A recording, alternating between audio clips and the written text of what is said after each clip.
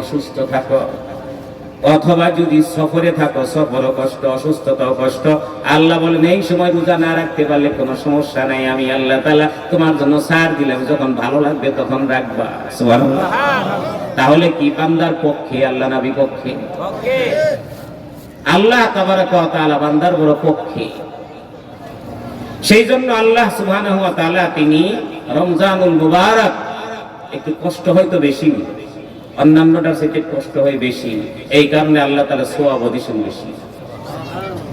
এই রমজান মাসে যদি কোন ব্যক্তি ফরজ করলে একটা ফরজ আদায় করবে, 70টা ফরজের সমস্যা। সুবহানাল্লাহ। এত ফজিলত আল্লাহ তাআলা দিলেন।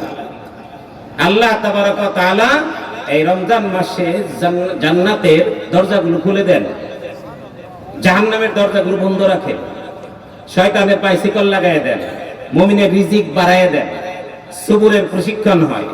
এই সবুরের ধৈর্য যারা পাশ করে, আল্লাহ রাসূল বলেন সাওয়াবুহু আল জান্নাহ, তার প্রতিদান হিসেবে নগদে আল্লাহ তার নামে জান্নাত লিখে দেয়। সুবহানাল্লাহ। এই কারণে তো নবী বলেন এই রমজান মাসের ফজিলত কোন ব্যাককলের এইটা যাইনা না মানে, যদি কোন ব্যাককলে যাইনা না মানে, তাহলে হ্যাঁ ব্যাককল আমি নবীর উম্মত হওয়ার যোগ্য না। সেই জন্য নবী বলছেন যে আমার এই রমজান মাস পাইয়াও কোন ব্যক্তি তার জীবনের গুনাহ মাফ করতে পারলো না। কেন?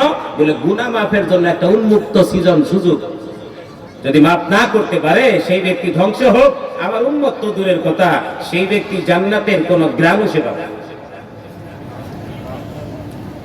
সেই বাচ্চার জীবনের আমলনামায় কোনো গুনাহ নাই, যখন গুনাহ নাই এই কারণে ফুর্তির দিন খুঁজে। আর আমাদের ফুর্তি কবে? যদি মইরা যাই তাহলে আল্লাহ পিটিয়ে দিবে, জাহান্নামের আগুনে জ্বালাবে। এই কারণে আমাদের ফুর্তি যখন আল্লাহ কইব তোর গুনাহ মাফ হয়ে গেছে। তাই হাদিসের দ্বারা পাইছে রমজান মাস আসলে মুহূর্তের মধ্যে গুনাহ মাফ হয়ে যায়। এই কারণে মুমিন ব্যক্তি শুধু খুঁজবে রমজান কবে গো, রমজান কবে গো।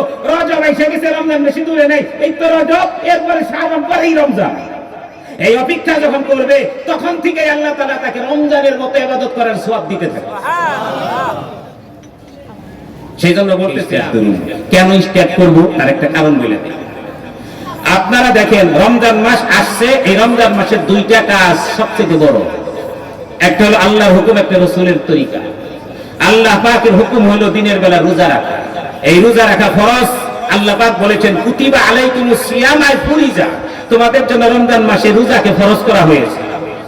দুই নম্বরে আল্লাহ তাবারাক ওয়া তাআলার পিয়ারা হাবিব বলেছেন ফারাজাল্লাহু লাকুম সিয়ামা, এই রমজান মাসে আল্লাহ পাক তোমাদের জন্য রোজাকে ফরজ করেছেন।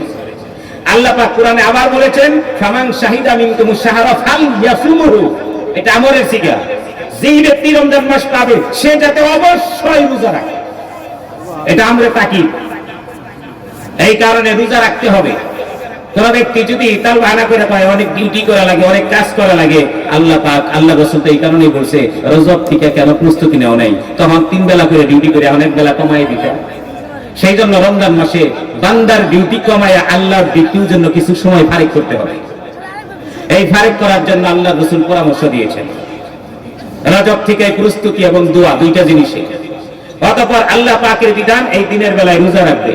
যদি কোন ব্যক্তি দিনের বেলায় রোজা নিয়মিত রাখতে পারে, রমজানের 30টা রোজা বা 29টা রোজা রাখতে পারে, আল্লাহ রাসূল বলেন এই রোজা তার জন্য পাহারাদারি ছায়া হবে, ছাউনি হবে।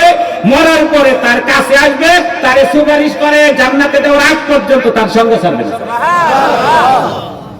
দুই নম্বরে রাসূল পাক সাল্লাল্লাহু আলাইহি ওয়াসাল্লাম বলেন সালামতুল্লাহ কিয়ামা লাকুম কিয়ামা, তোমাদের জন্য এই রমজান মাসে রাত্রিতে আমি তোমাদের জন্য কিয়ামুল লাইলকে সুন্নাত করেছি।